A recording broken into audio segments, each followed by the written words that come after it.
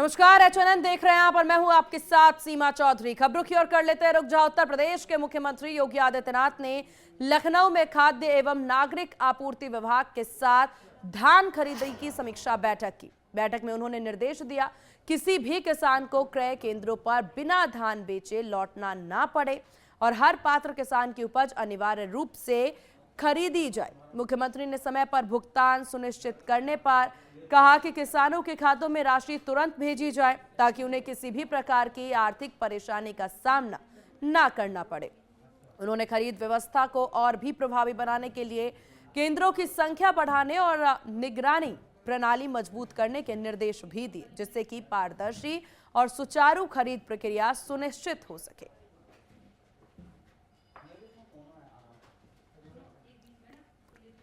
और इस विषय पर ज्यादा जानकारी के साथ संवाददाता पुनीत मोहन हमारे साथ बने हुए हैं।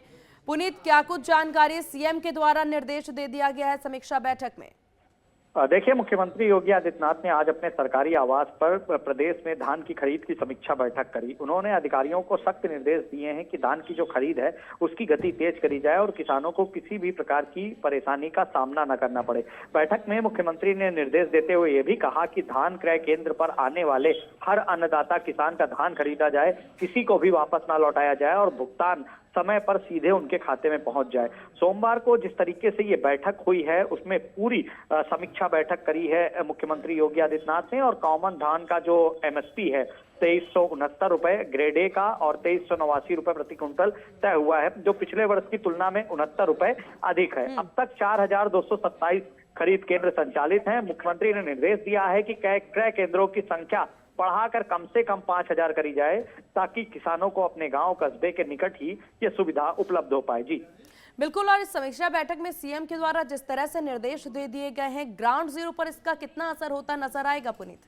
देखिए, सीएम ने जिस तरीके से अधिकारियों को सख्त निर्देश दिए हैं और ये भी कहा है कि अगर लापरवाही हुई तो उसका खामियाजा भुगतना पड़ेगा, इसका सीधा असर उत्तर प्रदेश के किसानों पर होगा। 1,51,000 से भी ज्यादा किसानों को इसका फायदा होगा। 9.2 लाख मीट्रिक टन धान खरीदा जा चुका है और करीब 1984 करोड़ रुपए से अधिक की राशि सीधे किसानों के खातों में अभी तक भेजी गई है। मुख्यमंत्री ने स्पष्ट निर्देश दिए हैं कि भुगतान में किसी भी तरह की देरी नहीं हो। अगर किसी भी तरह की देरी होती है तो कार्यवाही सुनिश्चित है। और मुख्यमंत्री ने सीधे तौर पर फोर्टिफाइड चावल की सप्लाई के लिए भी जो उसकी निर्बाध रूप है उसको सुनिश्चित करने की आदेश दिए हैं। जी बिल्कुल, अब देखने वाली बात होगी कि किस तरीके से ग्राउंड जीरो पर इस पर काम होता है। फिलहाल पुनीत, आपका बहुत शुक्रिया तमाम जानकारी साझा करने के लिए।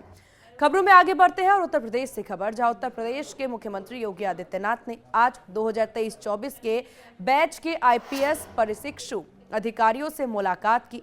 सीएम आवास पर हुई बैठक में सीएम योगी ने युवा अधिकारियों को पुलिस सेवा के दौरान संवेदनशीलता, संवाद और जिम्मेदारी को प्राथमिकता देने की सलाह दी। सीएम ने कहा, उत्तर प्रदेश एक बड़ा और चुनौतीपूर्ण राज्य है, जहां कानून व्यवस्था मजबूत रखने के लिए आधुनिक नागरिक केंद्रित पुलिसिंग बेहद ही जरूरी है।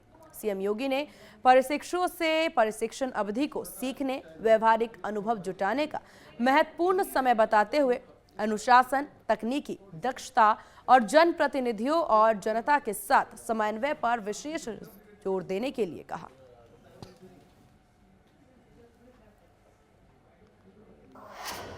और सहारनपुर से खबर, जहां सहारनपुर के एसबीडी जिला अस्पताल परिसर में विश्व एड्स दिवस पर जागरूकता रैली निकाली गई, जिसमें एनसीसी कैंडिडेट्स ने हिस्सा लिया। इस मौके पर मुख्य चिकित्सा अधिकारी डॉक्टर प्रवीण कुमार ने बताया कि रैली का उद्देश्य लोगों को एड्स के संक्रमण, बचाव और उपलब्ध इलाज के बारे में जागरूक करना है।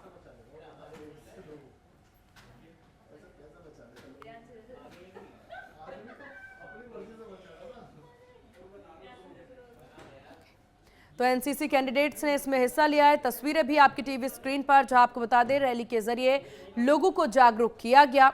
सावधान रहने की बात कही गई है, जागरूक बने रहने की बात कही गई है, ताकि एचआईवी का जो खतरा है इसके प्रति हम अवेयर रहे। इसको लेकर इस रैली को निकाली गई। देखिए, रैली में तमाम जो कैंडिडेट्स हैं एनसीसी के, उनके द्वारा बैनर पोस्टर लेकर के एड्स के प्रति अवेयर रहो, गर्भावस्था के पहले 3 माह में एचआईवी की जांच कराने जैसी तमाम जरूरी दिशा निर्देश जो है उसके बारे में जागरूक करते हुए नजर आ रहे हैं। हालांकि आप तस्वीरों के जरिए तमाम बोर्ड्स भी देख सकते हैं। है एनसीसी कैडेट के साथ रैली रखी गई थी एड्स की अवेयरनेस और जानकारी फैलाने के लिए।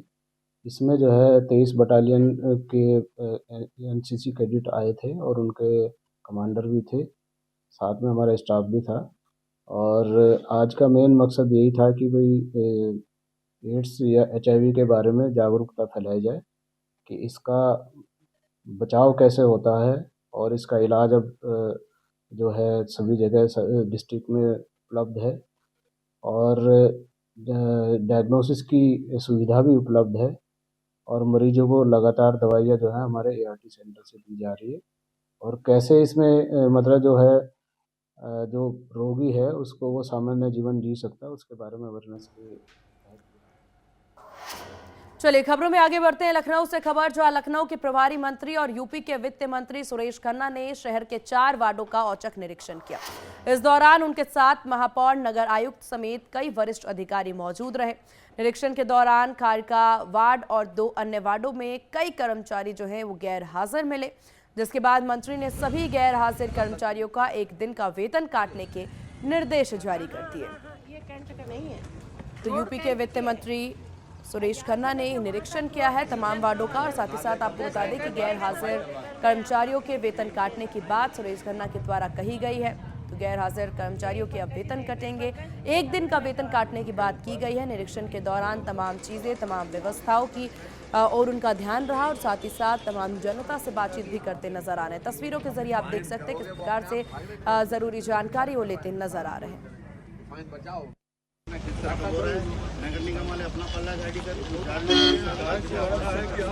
कहीं और कनेक्शन है, ये जिम्मेदारी किसकी है? आपकी है ना? किसकी है जिम्मेदारी? रास्ता जान लीजिए, रास्ता छोड़िए, रास्ता छोड़िए। हाँ, ये कैंट का नहीं है, रोड कैंट की है।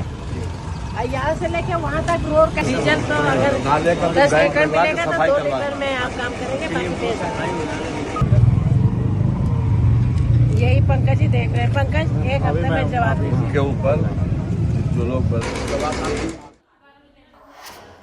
और वहीं गाजियाबाद में उत्तराखंड महोत्सव मेला 2025 को लेकर के तीसरी बैठक की गई और इस बैठक में कार्यकारिणी सदस्यों ने मेले की तैयारियों पर अपने सुझाव रखे। इस मौके पर संस्था के अध्यक्ष सागर रावत ने बताया कि पिछले 6 सालों से देवभूमि उत्तराखंड की संस्कृति और परंपरा को हर वर्ग तक पहुंचाने के लिए इस मेले का भव्य आयोजन होता आ रहा है।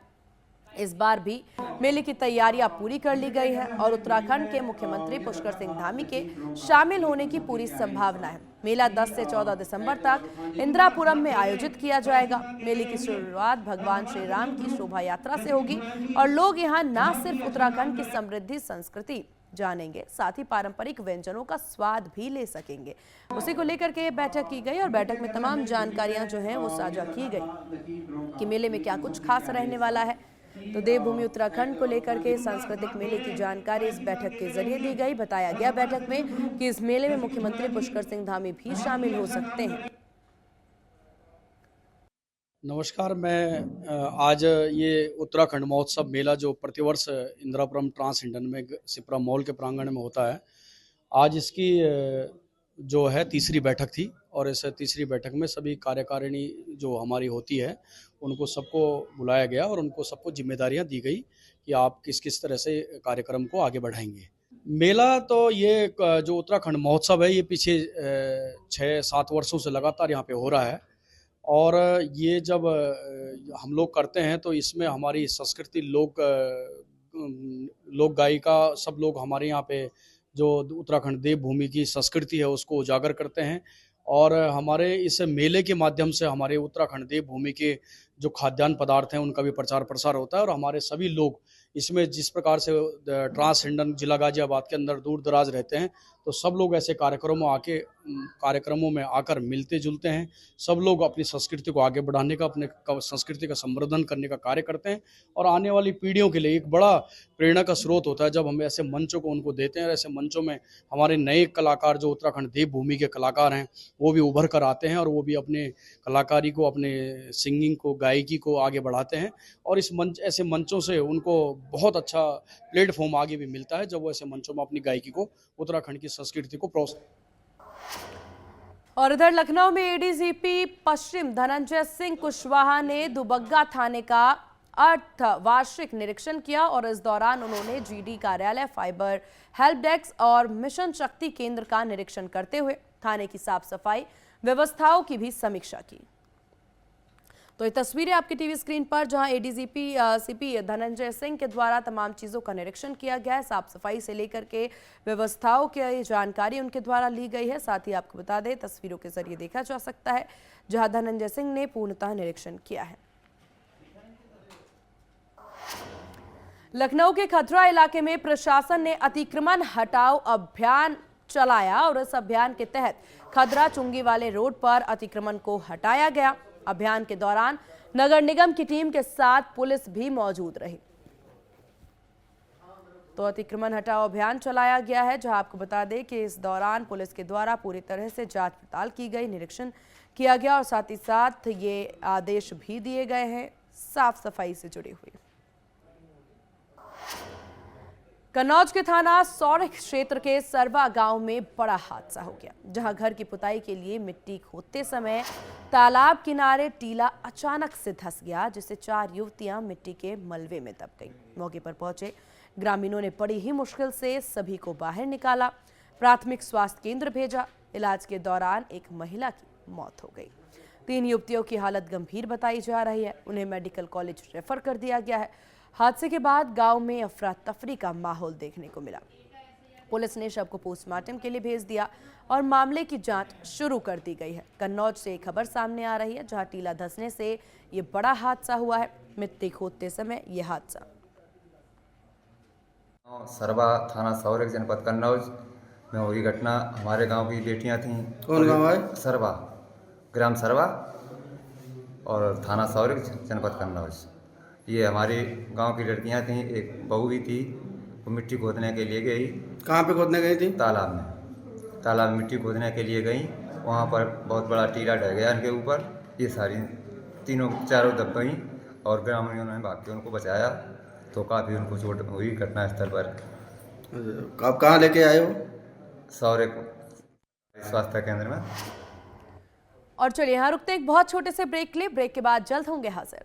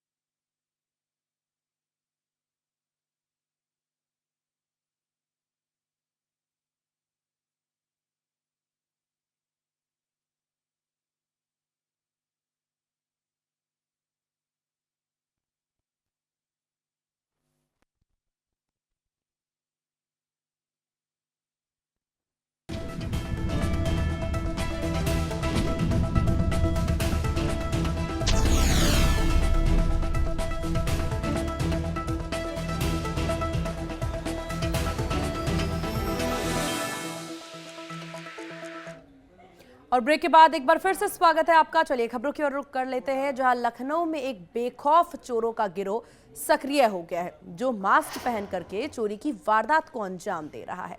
गिरोह के कई सदस्यों का सीसीटीवी कैमरे में वीडियो भी कैद हुआ है। सोशल मीडिया पर यह वीडियो खूब वायरल हो रहा है। वीडियो में साफ देखा जा सकता है चोर अंधेरे में सावधानी से घरों की जांच कर रहे हैं। यह घटना बीकेटी थाना और थाना सैरपुर इलाके की है। पुलिस हालांकि मामले की गंभीरता से जांच करती नजर आ रही है। तो सीसीटीवी में कैद हुई ये वीडियो आप भी अपने टीवी स्क्रीन पर देखिए, जहां देखिए गिरोह के द्वारा किस प्रकार से पूरे चेहरे को ढक करके और उसके बाद जो है जांच कर रही है, रेकी कर रही है। उत्तर प्रदेश में बिजली बिल राहत योजना 2025-26 का शुभ आरंभ ऊर्जा मंत्री ए.के. शर्मा ने किया। इसके बाद प्रतापगढ़ और रायबरेली में भी मेगा कैंप का उद्घाटन किया गया। योजना के प्रथम चरण में उपभोक्ताओं को 100% ब्याज माफी दी जाएगी। इस मौके पर ऊर्जा मंत्री ने इसे ऐतिहासिक और उपभोक्ता हित में बड़ा कदम बताया। अधिकारियों को योजना सफल बनाने के निर्देश भी देते नजर आए। और संभल से बड़ी खबर सामने आ रही है, जहां अवैध गैस रिफिलिंग पर छापेमारी। सूचना पर सिटी मजिस्ट्रेट का छापा। सप्लाई विभाग ने सिलेंडर किए जब्त। गैस रिफिलिंग करते युवक पकड़ा गया है। लेखपाल को मौके पर जांच के आदेश दिए गए हैं। तो ये बड़ी जानकारी आपको बता दें संभल से, जहां सप्लाई विभाग ने सिलेंडर जब्त कर लिया है। तो ये बड़ी उपलब्धि गैस रिफिलिंग। तो अवैध गैस रिफिलिंग पर छापेमार कार्रवाई। संभल से खबर सामने आ रही है। सूचना पर सिटी मजिस्ट्रेट का ये छापा देखने को मिला, जहां पर सूचना पाते ही मजिस्ट्रेट के द्वारा छापेमार कार्रवाई की गई और अवैध गैस रिफिलिंग पर छापेमार कार्रवाई। नाला पे एक अवैध रिफिलिंग मतलब गैस सिलेंडर से एलपीजी गाड़ी में भरने की कार्रवाई हो रही थी यहाँ अवैध तरीके से। उसमें 26 सिलेंडर बरामद किए गए हैं। 12 खाली हैं, उसमें 14 भरे हैं। 3 छोटे सिलेंडर्स हैं और करीब 8-10 मशीनें लगी हैं, मशीनें मिली हैं जो इनसे भराई होती है। उसी के जस्ट बगल में गली है। गली के आप देख रहे होंगे इधर एक यहाँ भी सिलेंडर रखे हुए थे हमारे। तो सिलेंडर जो हमने जब्त किए हैं वो यहाँ भी रखे थे। जब उस सिलेंडर को जब्त करने गए तो वहाँ एक कुएं का ढांचा दिख रहा है। तो हमने क्षेत्रीय लेखपाल को बुलाया, अभी उन्होंने देखा है। उनसे कह दिया गया है कि उसकी जानकारी कर लें, रिकॉर्ड में क्या है, और मौके पर जानकारी करने के बाद उसको जब पुष्टि हो जाए उसकी तो फिर उच्च अधिकारियों को बताएं। और इस विषय पर ज्यादा जानकारी के साथ संवाददाता सतीश सिंह हमारे साथ बने हुए हैं। सतीश, सिटी मजिस्ट्रेट के द्वारा छापेमार कार्रवाई की गई है, क्या कुछ बड़ी अपडेट इस विषय पर? देखिए, हम बात की जाए संभल की, तो अवैध तरीका से गैस रिफिलिंग की सूचना मिल रही थी। तो सिटी मजिस्ट्रेट मौके पर पहुंचते हैं। तो पहुंचने के बाद में जहाँ पर जो है कई सिलेंडर पाए गए हैं, उसी को दौरान जो है उसे जो आरोपी था वहाँ पर वो घर से गिरफ्तार कर लिया गया है और उसे पूछताछ की जा रही है कितने लंबे समय से ये कार्य कर रहा था। उसी द्वारा बताया चले कि वहाँ पर जो है सिटी मजिस्ट्रेट द्वारा वहाँ पर देखा गया तो एक दिक्कत की वहाँ जानकारी मिल रही है। तो वहाँ पर जांच की जा रही है और वहाँ पर जो टीम बुलाई गई है, लेखपाल के लिए बुलाया गया है, वो टीम द्वारा देखा जाएगा कि जो कुआ है बंद करके घर के जो आ गए है वो कुआ है या कुछ और है। उनके परिवार वालों से बात की गई तो परिवार वालों ने बताया कि हमारे घर के आगे पेड़ी बताई गई है, पर लेकिन जब जानकारी मिली है तो वहाँ ये बताया गया है कि वहाँ पे कुआ है और वह की रिपोर्ट डीएम साहब को सौंपी जाएगी। अब देखना होगा कुएं की खुदाई कब से चालू की जाएगी। जी बिल्कुल। और हालांकि सतीश, क्योंकि इस तरह से छापेमार कार्रवाई हुई है तो क्या उम्मीद जाहिर की जा रही है इसके बाद और भी कार्रवाइयां देखने को मिल सकती हैं? जी बताओ, इससे बात की जाए तो जिस तरीका से यहाँ सूचना मिली थी कि कई तरीका से यहाँ पे जो गैस रिफिलिंग की जाती है और अवैध तरीका से जो गैस सिलेंडर वहाँ पर कभी पीछे एक हादसा हो चुका था, शहर के अंदर जो रिफिलिंग की जा रही है तो कहीं अन्य और जगह भी ऐसी जगह रिफिलिंग की जाती है। काफी संख्या में गैस सिलेंडर पकड़े गए थे और जो गैस जो जब्त कर लिए गए हैं और जो आरोपी है वहाँ पर जो उसका मालिक था उसे भी गिरफ्तार कर लिया गया, उससे पूछताछ की जा रही है। चलिए ठीक है सतीश, आपका बहुत शुक्रिया तमाम जानकारी साझा करने के लिए। खबरों में आगे बढ़ते हैं और एटा से खबर सामने आ रही है, जहां एटा में प्रशासन ने एसआईआर अभियान में बनाया नया रिकॉर्ड। इस वक्त की बड़ी जानकारी आपको दे दे। एटा प्रशासन ने एसआईआर अभियान में नया रिकॉर्ड बनाया है। इस वक्त की बड़ी जानकारी, 300 BLO ने समय से पहले कार्य पूरा कर लिया है। तो इस वक्त की बड़ी जानकारी आपको दे दे, जहां 10 दिन पहले ही 100% एसआईआर पूरा हुआ है। जैसलमेर तहसील ने 90% उपलब्धि दर्ज की है। पूरा दिन चला ये हाई प्रोफाइल दौरा कई महत्वपूर्ण शाखाओं पर केंद्रित रहा। कोई बड़ी जानकारी आपको दे दे, एटा प्रशासन ने एसआईआर अभियान में नया रिकॉर्ड बनाया है और जिसके लिए बड़ी उपलब्धि हालांकि मानी जा सकती है।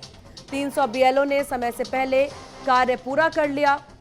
तो इस वक्त की बड़ी जानकारी, 10 दिन से पहले ही देखिए 100% एसआईआर पूरा हो गया है। जैसलमेर तहसील ने 90% उपलब्धि दर्ज कर ली है। तो एटा से खबर, जहां 300 बीएलओ ने ये बड़ी उपलब्धि हासिल की है। 10 दिन में से पहले ही देखा जाए तो 100% का एसआईआर जो है पूरा कर लिया है। ज्यादा जानकारी के साथ संवाददाता नितिन कुमार हमारे साथ बने हुए हैं फोन लाइन पर। नितिन, ये बड़ी उपलब्धि बीएलओ की मानी जा सकती है, इसको लेकर के क्या कुछ बड़ी जानकारी? जी सीमा जी, मैं आपको बता दूं, जिला निर्वाचन अधिकारी जिलाधिकारी के कुशल नेतृत्व, उप जिला निर्वाचन अधिकारी, अपर जिलाधिकारी प्रशासन प्रकाश के दिशा निर्देशन में विशेष प्रगाढ़ पुनश्चेत कार्यक्रम 2026 के अंतर्गत जनपद एटा ने एक बार फिर उत्कृष्टता का परिचय देते हुए 80% से अधिक डिजिटाइजेशन पूरा करने का कीर्तिमान स्थापित किया है। वहीं मतदाता सूची से संबंधित गणना प्रपत्रों के संग्रहण एवं फीडिंग का कार्य जिले में पूरे जोर शोर से निरंतर जारी है। इस कार्य को लगाए गए सभी अधिकारी एवं कर्मचारी अपनी पूरी क्षमताओं का प्रयोग करते हुए इस कार्य को पूर्ण करने में पूरे मनोयोग से लगे हुए हैं। जी बिल्कुल, क्योंकि देखिए यहाँ पर एसआईआर को लेकर के अलग अलग जगहों से अलग अलग तरह की खबरें सामने आ रही हैं। काफी बीएलओ को बहुत मुश्किलें भी हो रही हैं विपिन इस पूरे सर्वे को पूरा करने में, लेकिन ये बड़ी उपलब्धि एटा में मानी जा सकती है टीम की। जी टीएम ने जो भी बीएलओ हैं जिन्होंने ये काम पूरा किया है उन्हें सम्मानित भी किया है और उनको पर्सनली एक मैसेज किया है, जिसके बाद बाकी जो बीएलओ रह गए हैं उनसे भी यही निर्देश दिए हैं कि जल्द से जल्द अपना काम पूरा किया जाए। जी चलिए, आपका बहुत शुक्रिया विपिन तमाम जानकारी साझा करने के लिए। इन्हीं खबरों के साथ इस बुलेटिन में बस इतना ही। बने रहिए HNN के साथ। नमस्कार।